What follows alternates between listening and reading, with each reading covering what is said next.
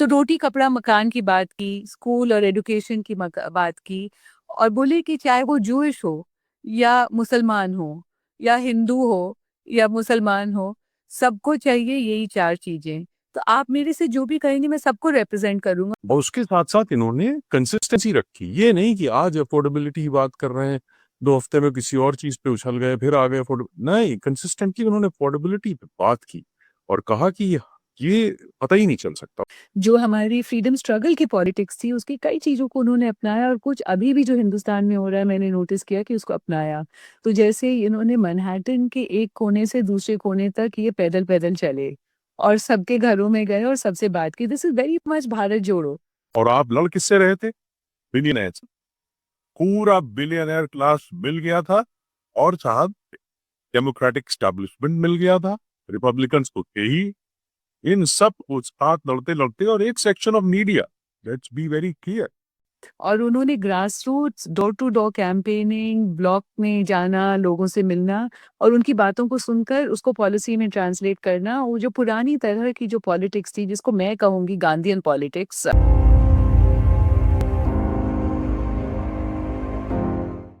नमस्कार, मैं हूँ नितीश त्यागी और आप हैं मुख्तार हबीब डाई पर।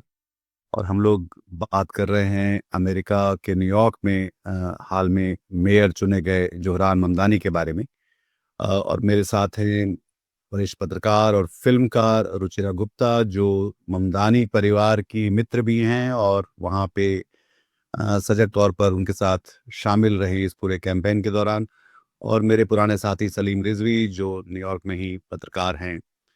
अ, सबसे पहले तो आप दोनों को ये जो पूरा हम बदलाव हुआ है, ये कैसा लग रहा है? मतलब एक तो ये कि आप अ सलीम आपके लिए भी और रुचिरा आपके लिए भी, कि मोटे तौर पर एक तो ये कि न्यूयॉर्क की तरह देखें, पर पूरी दुनिया के लिए और ख़ास तौर पे जो लोकतांत्रिक, लिबरल, तरक्की पसंद लोग हैं, जो डाइवर्सिटी को सेलिब्रेट करना चाहते हैं, उनके लिए इस चुनाव का क्या मतलब है? रुचिरा, पहले आप बताएँ। न्यूयॉर्क की आम जनता आज बहुत खुश है। आप आज सुबह से देखेंगे कि लोग नाच रहे हैं, गा रहे हैं, अलग-अलग जगह बार्स में जा रहे हैं, रेस्टोरेंट्स में जा रहे हैं, रास्ते में एक-दूसरे का गला लगा रहे हैं। आप क्वींस जाइए और इतनी रौनक है क्वींस में, जैक्सन हाइट्स में कि आप विश्वास नहीं करेंगे। ऐसा लगता है कि जैसे कोई त्योहार चल रहा हो। तो एक तो न्यूयॉर्क का जो आज मिडिल क्लास और वर्किंग क्लास इंसान है, वो इस जीत से बहुत खुश है। क्योंकि ये जीत का मतलब है कि एक इमिग्रेंट जो अमेरिका में आता है, 9-7 साल की उम्र में ज़ोहरान ममदानी आए थे और आज वो 34 साल की उम्र में यहाँ के मेयर बन गए हैं। तो एक इमिग्रेंट जो है यहाँ पॉलिटिक्स में घुसकर जीत सकता है। और न्यूयॉर्क जो शहर है वो इमिग्रेंट्स का ही शहर है। पूरी मेहनत सुबह से शाम तक वहाँ पर इमिग्रेंट्स ही करते हैं। टैक्सी चलाना हो या कचरा उठाना हो या डोरमैन की ड्यूटी हो या मेट्रो चलाना हो, बस चलाना हो, माने जो भी आप काम देखें माने एक छोटी दुकान से वॉल स्ट्रीट तक आप अपने कंप्यूटर वाले से बात कीजिए तो वो भी इमिग्रेंट होगा और वॉल स्ट्रीट में की कंपनियों में जो सीईओ हैं वो भी ज़्यादातर इमिग्रेंट फैमिलीज़ से हैं। तो आज एक इमिग्रेंट का जीतना बहुत बड़ी बात है और दूसरी बात है कि ज़ोहरान ने जो कैंपेन चलाया, वो सिर्फ़ अपनी आइडेंटिटी पर नहीं चलाया, अपनी आइडेंटिटी से कभी डरे नहीं। गर्व से अपनी आइडेंटिटी कहते थे कि मैं अफ्रीका में जन्मा हूँ, युगांडन हूँ और मैं मुस्लिम हूँ और मैं इमिग्रेंट हूँ और मेरी माँ जो है मैं एक इंटरफ़ेथ शादी का बच्चा हूँ। मेरी माँ जो है हिंदुस्तान की है और मेरे पिताजी युगांडा के हैं, गुजराती मुस्लिम और मैं मुसलमान हूँ। ये सब बोलते थे, पर जब भी उनसे कोई पूछता था कि आप क्या चाहते हैं? तो वो बोलते थे कि हम जो हैं सारे न्यूयॉर्कर्स 3 चीज़ चाहते हैं। हम चाहते हैं कि न्यूयॉर्क सिटी हमारे लिए अफ़ोर्डेबल हो जाए। हम यहाँ पर आराम से एक ज़िंदगी, शांति की ज़िंदगी जी सकें। अफ़ोर्डेबल का मतलब वो बोलते थे और वो भी आम आदमी की बात है कि बस जो है वो फ्री हो जाए। जो मकान है जिसमें हम सब रहते हैं, हाउसिंग वो बहुत महँगी हो गई है न्यूयॉर्क में, तो उनका कहना था कि मैं रेंट कंट्रोल तो करूँगा ही और हाउसिंग भी बढ़ाऊँगा। और उन्होंने यहाँ तक एक बहुत बड़ी स्टैटिस्टिक दिया सबको कि 1.5 लाख बच्चे ऐसे हैं जो आज होमलेस हैं न्यूयॉर्क में। तो ये तो न्यूयॉर्क जैसे महंगे शहर में नहीं होना चाहिए। और तीसरा उनका मुद्दा था, एक तो हाउसिंग का है, दूसरा बसेस का था, तीसरा चाइल्ड केयर का। क्योंकि एक आम आदमी जो 70 से 80 हज़ार डॉलर साल में कमाता है और उसके अगर 2 बच्चे हों तो उसके 25 से 30 हज़ार डॉलर साल के चाइल्ड केयर में चले जाते हैं। तो उसने कहा कि मैं फ्री चाइल्ड केयर दूंगा। तो 3 चीज़ पे उसने बार-बार बात की। और ऑफ कोर्स ग्रोसरी स्टोर्स में कुछ ऐसी जगहों में वो फ्री नहीं पर सस्ता खाना बिकवाएँगे गवर्नमेंट ओन्ड ग्रोसरी स्टोर्स के थ्रू। तो रोटी, कपड़ा, मकान की बात की, स्कूल और एजुकेशन की बात की। और बोले कि चाहे वो जूइश हो या मुसलमान हो या हिंदू हो या मुसलमान हो, सबको चाहिए यही 4 चीज़ें। तो आप मेरे से जो भी कहेंगे मैं सबको रिप्रेजेंट करूँगा, क्योंकि मैं सबके लिए अफोर्डेबल हाउसिंग दूँगा, सबके लिए चाइल्ड केयर पहुँचाऊँगा और सबके लिए बस चलेंगी। चलिए म्यूट कर लें। जी रुचिरा ने जैसे कहा तो यहाँ पर बिल्कुल ऐसा समा है खुशी का। और जिन लोगों ने वोट दिया निकले बड़ी तादाद में, उनमें यूथ भी बहुत थे। तो मेरी कल बहुत से न्यूयॉर्कर्स में यही सब बात कर रहा था मैं, तो उनका यही एहसास थे जैसे रुचिरा बता रही हैं। लोगों को इस तरह से महसूस हो रहा है कि एक पन्ना पलट गया है, अब एक एंड ऑफ एन एरा और एक नई बिगिनिंग शुरू हुई। आप उनकी आवाज में जोश, उनकी आवाज में एक अलग तरह का जो जैसे कहते हैं आजादी मिल गई, उस तरह की खुशी महसूस कर सकते हैं। मैंने बहुत सी बाइट्स ली, कवरेज कर रहा था मैं, तो लोगों ने बिल्कुल और कहते हैं कि हम तो बिल्कुल इनके साथ खड़े हैं और हमें पूरी उम्मीद है कि ये जो इन्होंने कहा है वो करेंगे। और अहम चीजें यही गिनाई जैसे रुचिरा बता रही थी कि सब चीज महंगी हो गई है यहाँ पे, रहना एक मुसीबत हो गया है, और या तो रेंट दें या ग्रोसरी खरीदें या हेल्थ का जो है वो करें, ये सब चूज करना होगा लोगों को।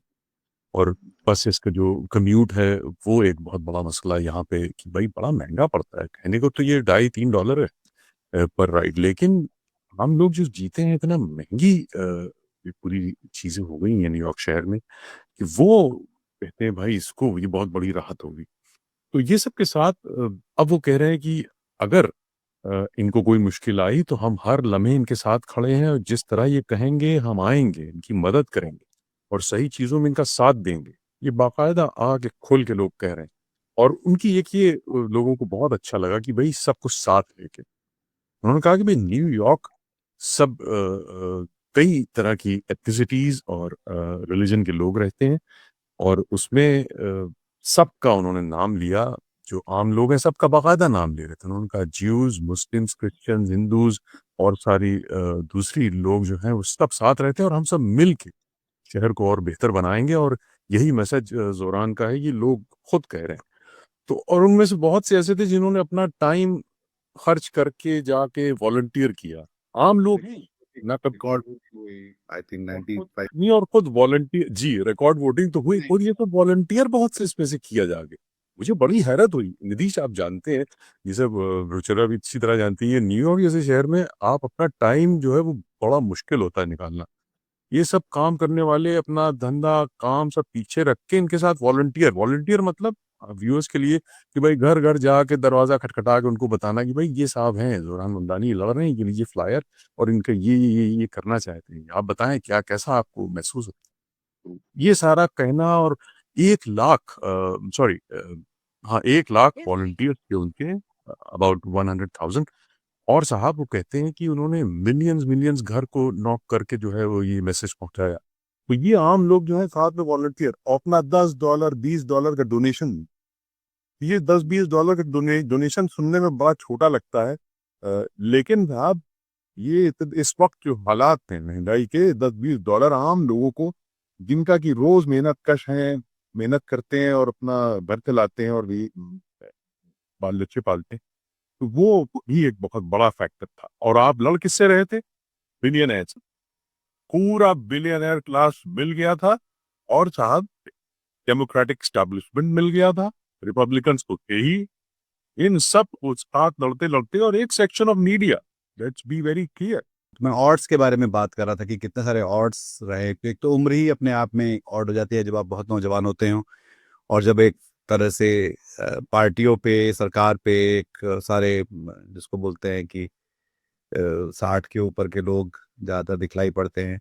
मैं ज़्यादातर वहाँ का जो बड़ा सीरियस मीडिया है उसको पढ़ने की कोशिश कर रहा था। सब सब एक बहुत ही स्केप्टिकल थे, या एक तरह से मतलब संदेह के साथ देख रहे थे ममदानी को। तो इन सारे ऑड्स के बरक्स जब हम देखते हैं कि वो सबको छोड़ते हुए पीछे जो है एकदम से एक धुआंधार प्रचार के साथ और जीत गए, तो ये कैसे है? मतलब बतौर पॉलिटिशियन जब हम देखें तो कैसे मुमकिन हुआ? ये नीतीश, इन्होंने सबसे अहम चीज जो थी वो मैसेज ये था कि भाई अफोर्डेबिलिटी, और ये मैसेज उन्होंने शुरू में प्राइमरी के ज़माने से और आखिरी जो रिजल्ट के आने आने तक अफोर्डेबिलिटी पे जोर दिया उन्होंने। अफोर्डेबिलिटी मतलब कि न्यूयॉर्क शहर में जो आम लोग रह रहे हैं वो आम लोग अपनी जिंदगियां बआसानी गुजार सकें। ये ना हो कि भाई वो बच्चे पढ़ाई का देखें, वो जो भी खर्चा आता हो, या ग्रोसरी का देखें, या घर का किराए का देखें, क्या चूज करें इनमें से। यही लड़ाई पूरी बेचारे दिन रात डेली रोजमर्रा की जिंदगी में आम न्यूयॉर्कर्स ये परेशानियां झेल रहे हैं। और महंगाई इस कदर बढ़ गई है कि वो कबर तोड़ के रखती है। तो ये सारी चीजों में जब इन्होंने ये सारी चीजें अफोर्डेबिलिटी की बात की तो लोगों ने उस पर फोकस किया और कहा कि ये बिल्कुल सही बात कर रहा है, इसने बंदे ने पकड़ लिया है नब्ज। और उसके साथ साथ इन्होंने कंसिस्टेंसी रखी, ये नहीं कि आज अफोर्डेबिलिटी की बात कर रहे हैं, 2 हफ्ते में किसी और चीज पे उछल गए, फिर आ गए नहीं, कंसिस्टेंटली उन्होंने अफोर्डेबिलिटी पे बात की और कहा कि ये पता ही नहीं चल सकता। उन्होंने कहा कि भाई जो सरकारें होती हैं, जो सिटी एडमिनिस्ट्रेटिव जिम्मेदारी, उसकी ये जिम्मेदारी है कि वो ये इंश्योर करे कि सब लोग यहाँ जो रह रहे हैं वो इस तरह से रह सकें कि भाई उनके लिए आसानियां पैदा हों। ये एडमिनिस्ट्रेशन की जॉब है। तो इस तरह से वो पेश करते थे पूरा इशू अफोर्डेबिलिटी का। और जाहिर है कि जो डिटेल्स देते थे, बात करते थे, सिर्फ ऐसे ही नहीं हवाई बातें। ये शख्स वो है, ममदानी, रुचिरा जी जानती हैं, अभी बताएंगी कि ये मैं फॉलो करता रहा हूँ इनको काफी दिनों से, जब से ये असेंबली में आए। ये जाके टैक्सी वर्कर्स जो अलायंस की एक स्ट्राइक हुई थी, ये सिटी हॉल के सामने स्ट्राइक में भूख हड़ताल थी, बाकायदा हंगर स्ट्राइक में शामिल हुआ। उसको कुछ नहीं करना था, नहीं कर सकता था, बहुत से ऐसे इलेक्टेड रिप्रेजेंटेटिव्स थे, नहीं गए। लेकिन ममदानी बैठे वहां जाके, उन्होंने हंगर स्ट्राइक पे साथ दिया और पूरा उनको बाकायदा कॉम्पनसेशन दिलवाया जो भी मांग थी उनकी। जाहिर है मतलब इनका कंट्रीब्यूशन भी था उसमें कि खुद जाके बैठ जाना, और बड़ा मनोबल बढ़ा था उनका। उस वक्त बड़ा बहुत ही अकेले छुटे हुए थे बेचारे ये टैक्सी ड्राइवर्स। फिर उसके बाद अब ये रात में आपने देखा होगा, 2 दिन पहले वोटिंग से रात में अनसंग वर्कर्स के पास चले गए। एक तो पहुंचे लगवाडिया एयरपोर्ट पे, टैक्सी की लाइन लगी हुई थी, वहां पे पहुंचे तो कहा कि साहब आप लोगों को कोई नहीं देखता क्योंकि आप नाइट शिफ्ट करते हैं और ये शहर जो है वो आपकी इन सर्विसेज पे चलता है। उनसे मिले, उनको इतना अच्छा लगा, और जाहिर है कि वो जानते हैं कि ही मीन्स है जब वो कह रहे हैं, ये सिर्फ महज फोटो ऑप नहीं। फिर उसके बाद ये गए एमएस हॉस्पिटल, नाइट शिफ्ट के लोग एमएस हॉस्पिटल। नीतीश को याद दिला दे, रुचिरा जी जानती हैं, ये वही था जो कोविड-19 में एपिसेंटर था। ये पूरे न्यूयॉर्क एपिसेंटर था, और ये न्यूयॉर्क का एपिसेंटर ये था कोविड-19 का। सैकड़ों लाशें फ्रीजर में। तो इन लोगों ने बहुत काम किया। नाइट शिफ्ट के तो वाकई अनसंग हीरोज होते हैं जो कि उन पे ज्यादा बात नहीं होती। उनसे मिले जाके, उनको कहा कि भाई आप शहर को रन करते हैं, आप लोग ना हो तो ये सिटी नहीं चल सकती। तो ये सब चीजें मैटर करती हैं, लोग देखते हैं, लोग देख रहे थे, और वो वीडियो सारे सबके फोनों पे मौजूद। और जो डिजिटल कैंपेन चलाया उससे जो यूथ एंथ्यूज हुआ, मेरे कई यूथ से बात हो रही थी तो उनका ये कहना था रुचिरा जी कि वो जो पहले के पॉलिटिशियंस या ओल्डर जनरेशन वाले थे तो वो ये नहीं समझ पाते थे कि हमारा मैसेज क्या है, हमारे वेवलेंथ क्या है, पैटर्न ऑफ थिंकिंग क्या है। ये बंदे ने सब समझा। वो इतनी एक्साइटेडली बयान कर रहे थे यूथ की, इसने समझा और हमें आउटरीच किया और हम तक पहुंचा अलग अलग प्लेटफॉर्म के जरिए, डिजिटल प्लेटफॉर्म, सोशल मीडिया। तो दैट मैटर्ड अ लॉट, और उसका असर आपने ये देखा कि record voter turnout. I mean ये बच्चे या यूथ जो है ये बात करते थे लेकिन निकलता नहीं था, कोई सो रहा है, कोई किसी को और मशगूल है किसी चीज में, नहीं, ये सब पहुंचे वोटिंग देने, वोटिंग के दिन वोट देने। तो ये एक बहुत बड़ा फैक्टर था जिनकी जीत हुई। जी रुचिरा। एकदम बिल्कुल, मैं आपकी सब बातों को सुन रही थी और इतना अच्छा लग रहा था क्योंकि एक-एक दिन याद आ रहा है कैंपेन का। और मुझे याद है कि सिर्फ़ 1 साल पहले जब ज़ोरान रास्ते के कोनों पे खड़े रहते थे और लोगों को पूछते थे कि आप मेरी बात सुनोगे? तो सिर्फ़ 1% लोग उनकी बात सुनते थे। उनका नंबर बैलेट में तब था 1%। और बढ़ते-बढ़ते क्योंकि वो लोगों के बीच में घूमते रहे और लोगों की बातें सुनते रहे और लोगों की बातों को फिर रिप्रेज़ेंट करना शुरू कर दिया। तो उन्होंने पॉलिटिक्स को जो है ये जो एकदम सोशल मीडिया और डिजिटल मीडिया में फँसी हुई टॉप डाउन पॉलिटिक्स थी, उसको बिल्कुल बायपास कर दिया। और उन्होंने grass roots, door to door campaigning, block में जाना, लोगों से मिलना और उनकी बातों को सुनकर उसको पॉलिसी में ट्रांसलेट करना, वो जो पुरानी तरह की जो पॉलिटिक्स थी, जिसको मैं कहूँगी गांधीयन पॉलिटिक्स वो ज़ोरान ने अपनाई। और मैंने देखा कि उनके कैंपेन हेडक्वार्टर्स में भी इतने सारे साउथ एशियन लोग थे और काफ़ी इन्फ्लुएंस था साउथ एशियन पॉलिटिक्स का। बांग्लादेशी, नेपाली, हिंदुस्तानी भरे रहते थे, पाकिस्तानी। और जो हमारी फ्रीडम स्ट्रगल की पॉलिटिक्स थी, उसकी कई चीज़ों को उन्होंने अपनाया और कुछ अभी भी जो हिंदुस्तान में हो रहा है, मैंने नोटिस किया कि उसको अपनाया। तो जैसे इन्होंने मैनहट्टन के एक कोने से दूसरे कोने तक ये पैदल-पैदल चले और सबके घरों में गए और सबसे बात की। This is very much Bharat जोड़ो। और तो ये बड़ा इंटरेस्टिंग था मुझे कि 2 अलग-अलग कॉन्टिनेंट्स के 2 अलग-अलग युवा नेता हैं, जो इस तरह से लोगों को जोड़ रहे हैं उनके घर तक पहुँचकर। और कह रहे हैं कि आप मुसलमान हो या ईसाई हो या ज्यूइश हो या जो भी हो, जहाँ के भी हों, कैथलिक हों, बुद्धिस्ट हों, मैं आपके साथ हूँ और आपकी बातों को सुनने आया हूँ। This was very important. और दूसरी चीज़ मैंने देखा कि जैसे मैं कलकत्ते में बड़ी हुई थी, तो मैंने देखा था कि हम लोग वियतनाम के खिलाफ एक प्रोटेस्ट होता था, "अमर नाम, तुम्हार नाम, Vietnam, Vietnam." And there was very much, कई बार मैंने देखा कि इनके slogans were very similar to that, as you noticed, हाँ? एंड एक बहुत बड़ा स्लोगन था जो सबके कानों में आज भी गूंज रहा है कि the name is Mamdani, MAMDANI, Mamdani, you know, and उस पे डांस हो रहे हैं, गाने गाए जा रहे हैं। तो ये था कि काफ़ी खोमो जैसे लोग जो थे वो जानबूझ के ममदानी का नाम प्रोनाउंस नहीं कर रहे थे। तो इस तरह से जो है ये लोगों के बीच में गए, कुछ साउथ एशियन टैक्टिक्स भी अपनाई। इनके पोस्टर्स और डिज़ाइन जो थे, which was also a little bit about his identity, क्योंकि उन्होंने बॉलीवुड विंटेज, आप देखेंगे कि सारा डिज़ाइन है पीला, पर्पल, ऑरेंज, वेरी जो फ़ॉन्ट भी यूज़ हुआ है, इट इज़ बॉलीवुड विंटेज। और ये जो है मुझे लगता है ये लेगेसी कुछ उनकी अपब्रिंगिंग से भी आई है, क्योंकि वो युगांडा में 7 साल की उम्र तक रहे और बार-बार वापस भी जाते रहे 12 साल की उम्र में और अपने पिताजी के कारण वो वापस जाते रहे, तो उनके काफ़ी स्ट्रॉन्ग कनेक्शंस हैं युगांडा के साथ।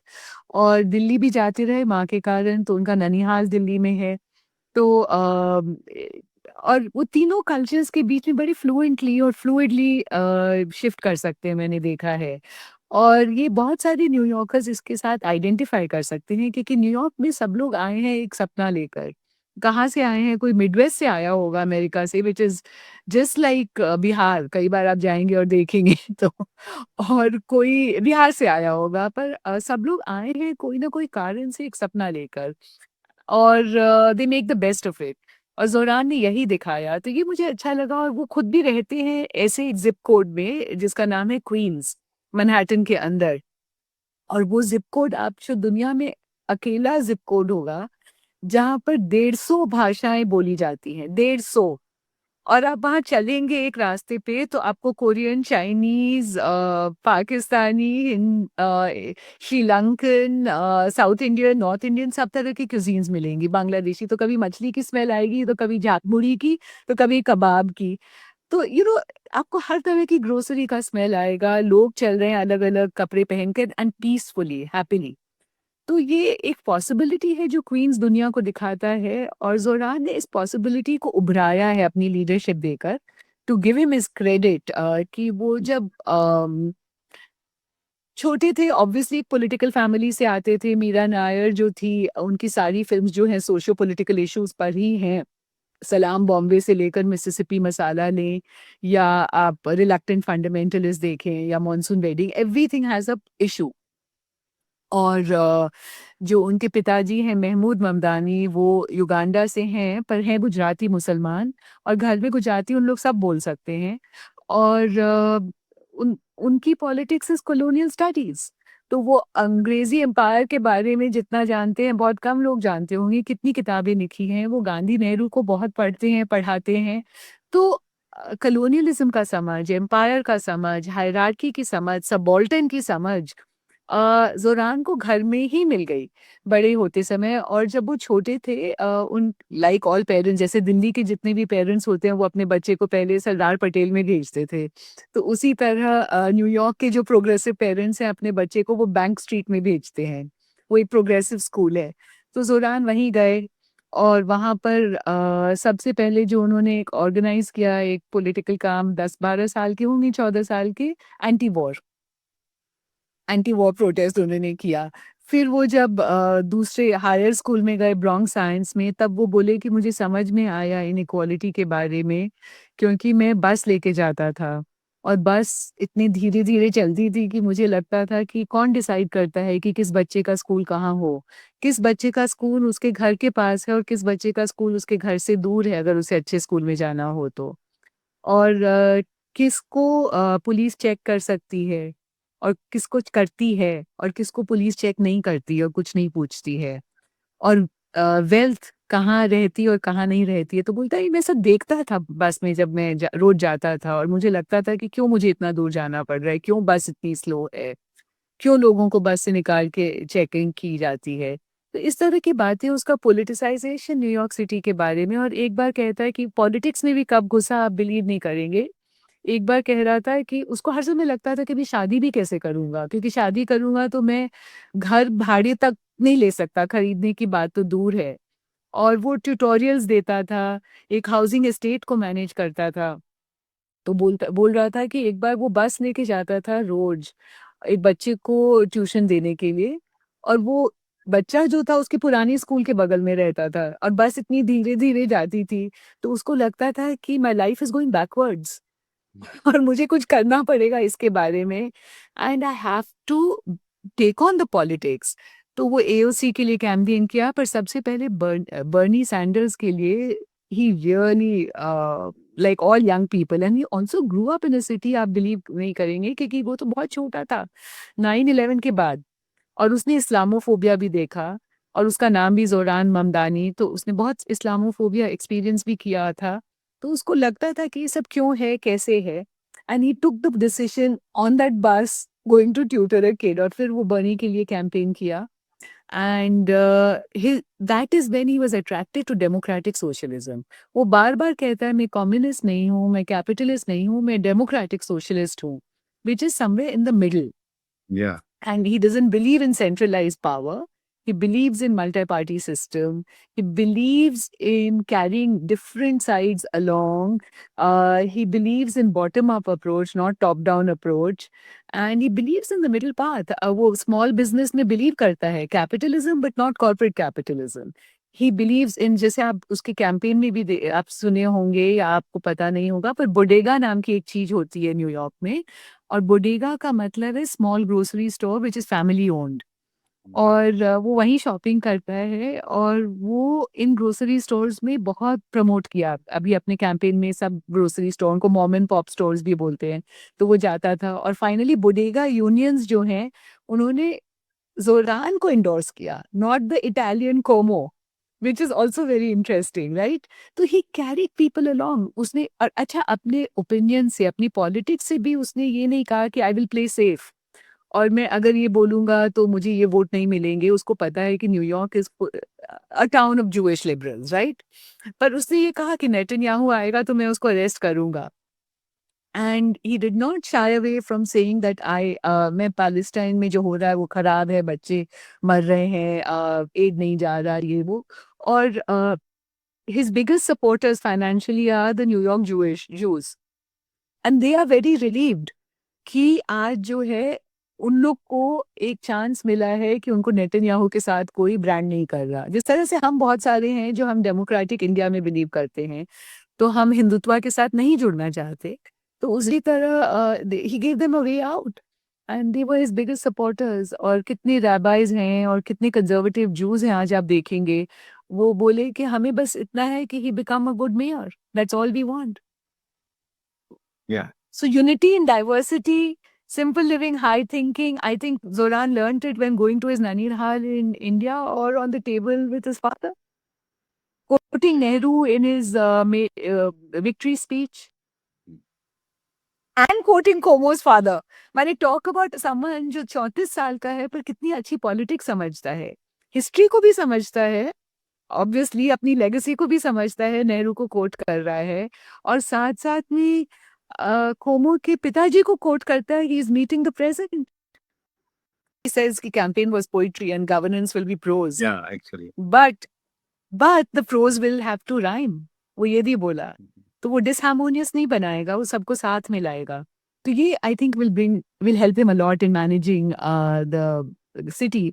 और ये बात है कि there are 350,000 employees that New York city has. Plus, the thing is कि it's got a $2 trillion budget, more than the budget, I think, of a year of India. या half the budget of India. तो वो उनके हाथ में, पर police उनके नीचे है। And he's already displayed that he has maturity, क्योंकि पहले उन्होंने कहा था कि मैं पुलिस को डिफंड करूंगा, फिर बाद में he walked back from it. And he said नहीं, मैं उनको और डिफंड नहीं करूंगा, but I will work out what kind of roles they have to play. और उन्होंने पहले से ही जो अभी की पुलिस कमिश्नर है, शी इज अ वुमन, कहा कि मैं उनको रखूंगा। तो he carried the police along with him. He accepted the leadership of who was there right now, and he's carried her along. Transition team जो बनाई है, he has made it a very experienced insiders, they are not newcomers. तो उन लोग system को भी जानते हैं और पार्टी को भी जानते हैं। एंड दैट बिल बलाजियो से कुछ लोगों को लिया, ब्लूमबर्ग जो रिपब्लिकन थे वहां से भी कुछ लोगों को लिया है। तो and he is made it an all woman team also, which is quite interesting. तो कुछ तरह से they are outsiders, in some ways they are insiders. And we will see Lina Khan को रखा है, who is radical in her own way, but also part of the system. Though, I think it's going to be very interesting. And also Democratic Party के जो old timers हैं, कुछ ऐसे लोग होंगे who will help him work out what he lacks in experience with getting experts who will support him. And he knows how to make consensus. So I'm not worried about him. I am more worried about the dirty tricks that the Republicans will play, because खाली जोरान नहीं जीते हैं। आज आपको पता है कि हैदराबाद की एक औरत भी जीती है वर्जीनिया से, एक सिख जीते हैं, कहीं और से मेयर बने हैं, नॉर्विच नाम का एक शहर है। मैंने, आप बिलीव नहीं करेंगे, देयर आर 66% इलेक्शन जो हुए हैं, 66% are democratic winners and they all are coming from not political families or rich or anything, सब middle class, working class, first timers हैं जो लोग आए हैं, औरतें हैं काफ़ी। एंड जो दोनों गवर्नर्स बन रही हैं डेमोक्रेटिक पार्टी की, न्यू जर्सी और वर्जीनिया की, both were roommates in college, right? तो आप समझिए कि कुछ सी चेंज सा आया, और इसके लिए अब ट्रम्प क्या करेंगे और मांगा वाले क्या करेंगे, कितना प्रोपेगेंडा करेंगे। और अब जो असली चीजें हमें देखना है कि प्रोपेगेंडा का सामना जब जमीनी पॉलिटिक्स से होता है, बिकॉज इन लोगों ने जमीनी पॉलिटिक्स खेली है, इन लोग घर घर गए हैं, इन लोग बोडेगा टू बोडेगा गए हैं, जिसको हम बोलते हैं रेस्टोरेंट टू रेस्टोरेंट, राइट? तो इन्होंने जमीनी पॉलिटिक्स खेली है। तो वी हैव टू सी कि प्रोपेगेंडा का सामना जमीनी पॉलिटिक्स कर सकता है क्या? क्योंकि गांधी जी यही अपने बोलते थे ना, मजबूरी का नाम महात्मा गांधी, की when he had to take on the might of the British empire. और उन लोग तब पीक में थे, माने घोड़े पे बैठते थे, लाल कोट पहनते थे, महलों में रहते थे, उनके पास बंदूक थी। तो गांधी जी ने सब कुछ उल्टा कर दिया, वो जमीन पे गए, मिनिमम कपड़े पहने, बंदूक तो क्या सवाल ही नहीं था, अहिंसा अपनाया और नमक का टैक्स तोड़ा। विच इज वेरी इंटरेस्टिंग कि जोरान इज नॉट गोइंग, माने कहाँ जाएगा, क्या करेगा, इट इज हार्ड टू से, but today he has shown a way forward to those who want an alternative politics to mega politics. हम लोग ये जब बात कर रहे थे तो हम ये सोच रहे थे कि अगर ये महमूद ममदानी अगर मतलब गुजरात में ही रह जाते तो जोहरान को शायद सरपंच का टिकट भी ना मिलता, पंच का भी ना मिलता उसको वहाँ पे। और अब वो न्यूयॉर्क के मेयर हैं। तो ये जो एक बहुत जिसको बोलते हैं कॉम्प्लिकेटेड रिश्ता है साउथ एशियंस और खास तौर पे हिंदुओं का न्यूयॉर्क में, क्योंकि हाल तक तो वो वहाँ भी बुलडोजर, योगी जी का बुलडोजर लेकर घूम रहे थे, तो शायद अब उसको उनको इजाज़त नहीं मिलेगी कि वहाँ बुलडोजर लेकर वो अपना एक जो तथाकथित ओढ़ी हुई जो मिलिटेंट मस्कुलैरिटी दिखाने की कोशिश जो ये जो हिंदू राइट कर रहा है खास तौर पे, और वो न्यूयॉर्क वगैरह में भी करता है। जैसे कि उनसे पूछा गया कि आप क्या नरेंद्र मोदी वहाँ कोई हाउडी मोदी ऐसा कोई इवेंट होगा तो क्या आप उसमें साथ में जाएंगे या शिरकत करें, तो उन्होंने मना कर दिया कि जोरानंदन ने कि मैं नहीं आऊँगा वहाँ पे। सिर्फ तो मना जाहिर तौर नहीं पे किया, फिर जाके मोदी को क्रिटिसाइज किया गुजरात मैसेकर के लिए, और वो मंदिर में खड़े रह के। तो he showed that he can visit a temple, he is not against Hinduism, he is against Hindutva. और ये बहुत बड़ी बात है, बहुत बड़ी बात है। जो कि हम अपनी जो कि हम अपने देश की राजनीति में नहीं देखते हैं, क्योंकि लोग जो हैं बहुत डरते हैं कहने से इस बात को, और बहुत सहम सहम कर बात करते हैं। दिलचस्प बात यह है कि आप न्यूयॉर्क से भी आई हैं और आप फॉरबिसगंज बिहार में हैं इस समय, जहाँ पर ही चुनाव चल रहे हैं। तो एक तो सवाल बिहार पे भी बनता है रुचिरा, कि ये जो जनपक्षधरता जो एक न्यूयॉर्क शहर में दिखलाई जा रही है, जो कि बहुत बुनियादी मुद्दों पे उठाई जा रही है, तो वो बिहार के चुनाव में कैसा देखने को मिलता है आपको, कि जो बुनियादी मुद्दे हैं वहाँ के, जो जो जिसके कारण बिहार जो है लगभग उसकी जो पर कैपिटा जीडीपी को तो सब सहारन अफ्रीका से उसकी तुलना की जाती है और सबसे गरीब राज्य है भारत में। तो वहाँ पर कि वहाँ की राजनीति में ऐसा क्यों दिखलाई नहीं पड़ता? एक तो यहाँ पर दूसरी, जो मोदी सरकार है उन्होंने सिस्टम को बिल्कुल कैप्चर कर लिया है, ऐसा लगता है। पर मुझे आए सिर्फ 24 घंटे हुए हैं, तो मैं आपको अभी तुरंत समझ में आ रहा है। एक तो सिस्टम को कैप्चर कर लिया है, जो वोट चोरी और ईवीएम ये सब को लेके, तो आप वोट जिसको भी डाले निकलता कहीं और है। तो ये सब लोग को समझ में आ गया है। फिर जजेस, इलेक्शन कमीशन, ये सब के लोगों को भी उन्होंने डरा धमका के ब्लैकमेल करके ये सब चीजें हैं। पर फिर भी लोगों का मत जो है, मुझे लग रहा है कि अभी पूरी तरह बीजेपी की तरफ नहीं गया है बिहार में, अभी डिवाइडेड है। और आरजेडी के साथ भी है, नीतीश के साथ भी है कुछ लोग, क्योंकि नीतीश ने पहले 20 साल अच्छा गवर्नेंस दिया था बिहार को। फिर बाद में जो पतन हुआ उनके हेल्थ के कारण या व्हाटएवर अदर रीजंस, वो बात अलग है, पर शुरुआत उनकी अच्छी रही थी। और मैं मुद्दों के बारे में बात कर रहा हूँ कि जो अच्छा, सबसे जरूरी और एक तरह से जो अर्जेंट भी है, इम्पोर्टेंट भी है, बिहार को इस पूरी गुर्बत से बाहर निकालने के लिए, क्या वो मुद्दे, क्या वो पॉलिटिक्स बिहार में देखने को मिलती है जो कि जोहरान ने जैसे न्यूयॉर्क में लेकर की, और उसको लेकर वो लोगों को कन्विंस भी किया और जीत भी गए? अभी तो नहीं दिख रहा है। और मुझे याद है 6 साल पहले, 7 साल पहले मैं उनके साथ डिनर कर रही थी ज़ोरान के साथ, और तब वो बस सोच रहे थे कि इलेक्टोरल पॉलिटिक्स में आएँगे, तो हम लोग फैशिज़्म ये वो के बारे में बात कर रहे थे। तब ज़ुरान को मैंने पूछा कि तुमको क्या हेल्प चाहिए? फैशिज़्म की तो बात हम लोग कर रहे हैं, पैसा हेल्प फंड रेज़िंग में हेल्प चाहिए क्या? तो बोला नहीं, क्योंकि रुचिरा आंटी मुझे बड़े डोनर से पैसा नहीं लेना है, big money from big donor. I want lots of small donations from small donors. और देखिए आप 6 साल बाद उसने 1 लाख लोगों का वॉलंटियर फ़ोर्स खड़ा कर दिया है, 3 लाख दरवाज़ों पे सब खटखटाए मिलके। तो ही डिड इट। और मैंने पूछा उसे तब, आई रिमेंबर वेरी क्लियरली, कि क्यों? तो बोला अगर मैं एक बड़े डोनर से पैसा लूँगा, तो मेरी राजनीति उसके ऊपर निर्भर हो जाएगी, और मुझे वो नहीं चाहिए। And he understood that that time he was in his 20s। पर वो लड़का तभी समझ गया था, and I think a lot of young people understand that. बोलते नहीं है बिहार में, आज बिहार का लड़का भी तो यही मसलों से जूझ रहा है कि वो शादी नहीं कर पाएगा, क्योंकि वो घर कहाँ से रख बनाएगा, घर में कैसे रेंट देगा। वो आज उसको नौकरी नहीं मिल रही है। He knows child care wait इतना करना। बड़ा इशू है। मैंने एग्जैक्टली द सेम इश्यूज।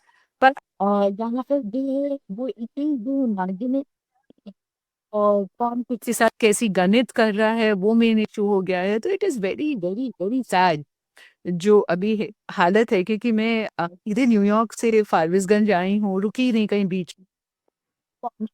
और जिस तरह की भूखमरी, गरीबी मैं देख रही हूँ, और फिर भी इतनी डिग्निटी जिससे लोग जी रहे हैं, और फिर भी आप सोच रहे हैं कि हाँ, हम किसको वोट दें, जहाँ पर हमारा कुछ जो है एवरीडे लाइफ, जो हमारा जो आम की दिनचर्या है, उसमें हमें उसमें कुछ मदद मिले, कुछ फायदा मिले। So they are trying, leadership is failing us. पर मुझे लगता है कि जोरान की विक्ट्री का ये भी एक फायदा कि इन फैक्ट्रियों को झुका रहे हैं, वो भी शायद अपने मूल वैल्यूज पर वापस जाएं, और कुछ ऐसे यंग लोग हों जो इससे प्रेरणा लें कि हम भी बिना डरे घूम सकते हैं, अपनी बात रख सकते हैं, अपनी आइडेंटिटी भी रख सकते हैं, पर एक्चुअल इश्यूज की बात कर सकते हैं। मे बी ये जो एकदम टैंगल सा हो गया है सब कुछ, इसको अनटैंगल करना होगा। और कहीं से शुरुआत हुई है तो ठीक है, न्यूयॉर्क से हुई है, बड़ी अच्छी बात है। सलीम, ये वहाँ के जो साउथ एशियंस हैं उनके लिए इसको किस तरह से देख रहे हैं? क्योंकि कुछ लोग तो मतलब वो पहले मोदी के साथ थे बहुत सारे उनमें से, फिर वो ट्रम्प के साथ हुए, और उन्होंने मतलब वो कमला हैरिस के लगभग खिलाफ थे, और फिर जो है अब ममदानी के साथ भी वो नहीं खड़े दिखलाई पड़े। तो वो लोग, उनकी पॉलिटिक्स सब किस तरफ जाती हुई दिखलाई दे रही है? साउथ एशियन में जो इंडियन, पाकिस्तानी, बांग्लादेशी, श्रीलंकन, तो इसमें जो आमतौर पर इंडियन और पाकिस्तानी की अगर बात करें तो इंडियंस में जाहिर है कि मेजॉरिटी जो है वो सपोर्ट कर रहे हैं ममदानी को। और मेजॉरिटी की ये सेंसेस हैं कि भाई वो, जैसे रुचिरा कह रही थी कि वो आइडेंटिफाई नहीं करना चाहते जो इस वक्त करंट निज़ाम है इंडिया में, हिंदुत्व का पूरा एक अजब सी वेव चला दी गई है पिछले 10 साल में।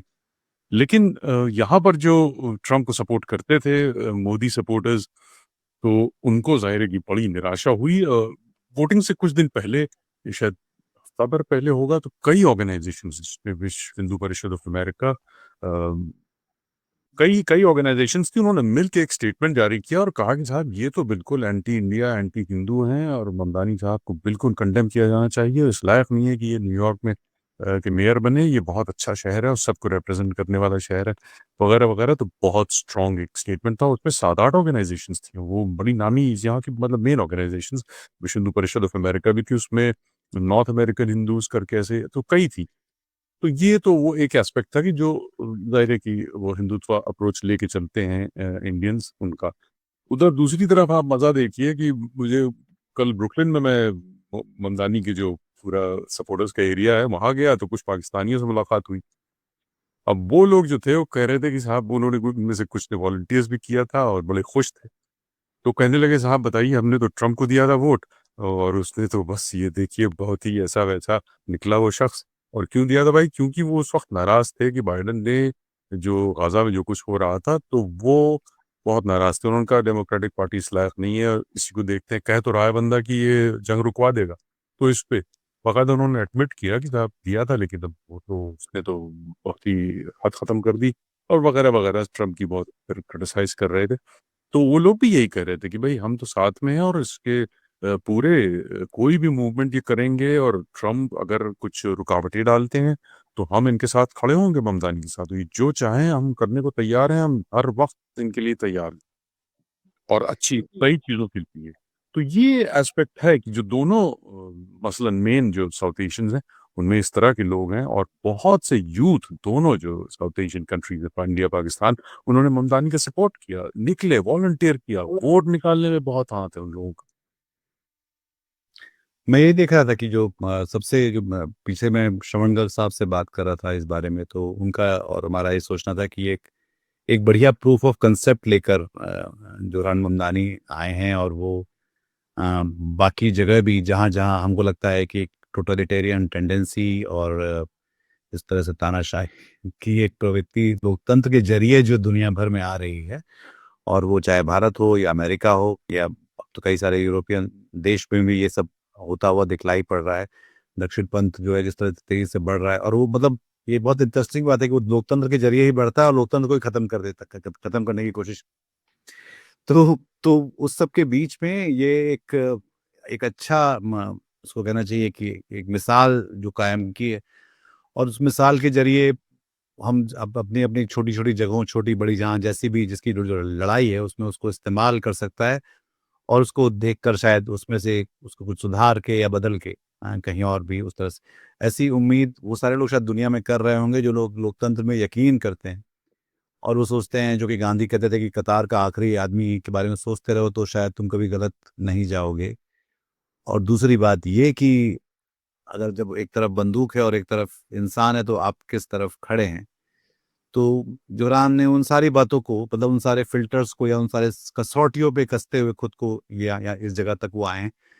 तो इसका हम आगे कैसे देखेंगे ये उनके अगले परफॉर्मेंस पर भी डिपेंड करेगा, और साथ में ये भी कि बाकी जगह की राजनीति किस तरह से बदलती है, क्योंकि ये एक और उदाहरण है इस बात का कि हम यहाँ पे जो 3 लोग बैठे हैं ये सब लोग डिजिटल कन्वर्ट्स हैं, हम लोग डिजिटल नेटिव्स नहीं हैं।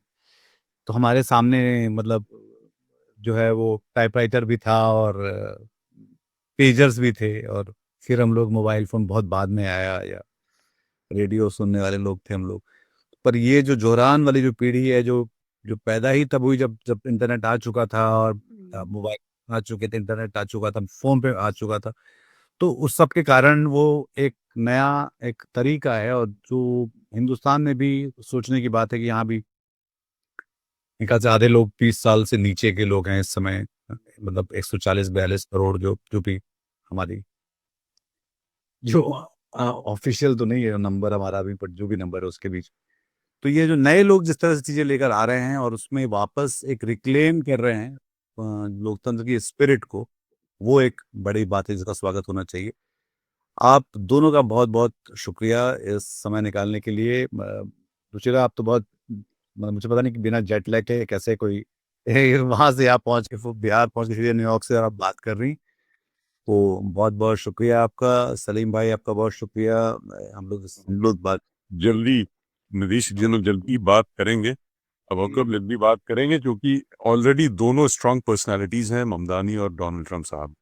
तो वो शुरू हो गई है बयानबाजी। डोनाल्ड ट्रंप मजबूत नहीं है। डोनाल्ड ट्रंप एक कैरिकेचर है कि वो ऐसा बताता है कि वो मजबूत है। नहीं, मैं कह रहा था कि पोजीशन ऐसी पोजीशन है president of the United states, तो उस हवाले से इस वक्त जो अब वो तो सीधे कह रहे हैं कि साहब आपको मुझे रीच आउट करना पड़ेगा। एक सवाल उनसे पूछा गया कल फॉक्स पे, तो कहने लगे आपने क्या उनको रीच आउट किया? बोले मैं क्यों रीच आउट करूं, वो उनको रीच आउट करना चाहिए। और विक्ट्री नहीं नहीं, व्हाइट हाउस से फोन नहीं नहीं नहीं नहीं नहीं, व्हाइट हाउस से फोन आ चुका है। नहीं, वो तो आ चुका व्हाइट था, हाउस से फोन आया है। ट्रम्प कह रहे थे।